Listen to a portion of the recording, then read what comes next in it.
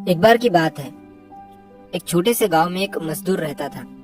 वो रोज मिट्टी खोद कर निकालता, अपने गधे पर लादता और उसे बेच दिया करता था। तो एक बार जब वो मजदूर मिट्टी खोद रहा था, तो मिट्टी खोदते खोदते उसे उस मिट्टी में से एक कीमती हीरा मिलता है। लेकिन उस मजदूर को नहीं पता था कि वो बहुत ही कीमती हीरा है। तो उसने उस हीरे को अपने गधे के गले में बांध दिया।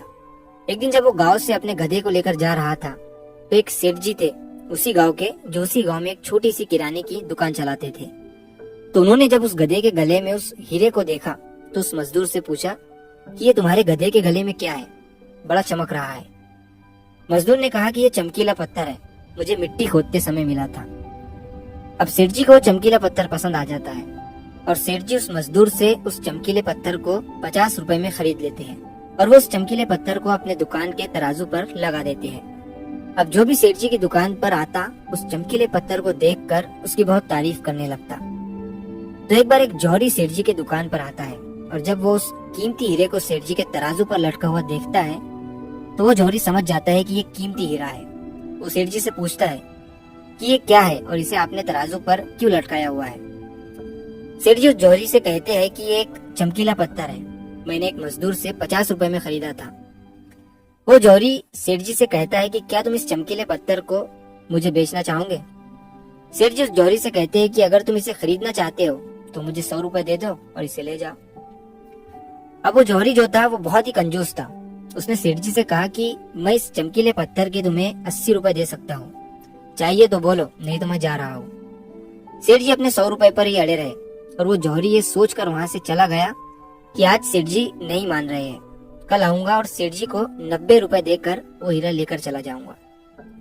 लेकिन हुआ कुछ ऐसा कि उसी दिन शाम के वक्त एक दूसरा जौहरी उसी गांव के रास्ते से जा रहा था और अचानक उसी गांव में उसकी गाड़ी बंद हो जाती है।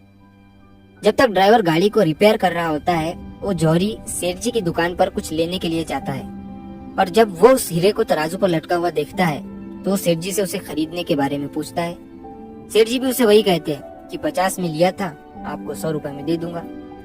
वो जौहरी बहुत होशियार था, उसने एक सेकंड भी वेस्ट नहीं किया और तुरंत सेठ जी को 100 रुपए देकर वो हीरा लेकर वहां से चला गया।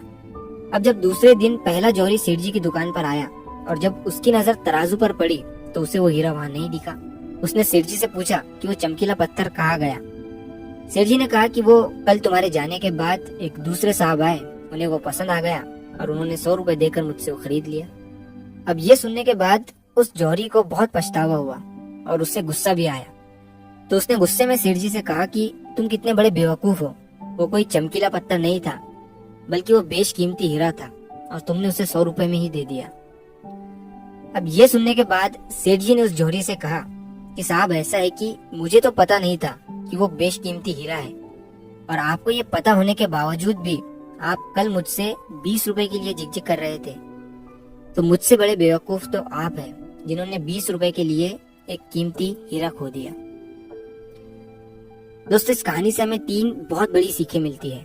पहली ये कि कंजूसी भी वहीं करो जहाँ पर उसकी जरूरत है। अगर हर जगह कंजूसी करोगे तो अच्छी चीजें भी अपने हाथों से गवा दोगे।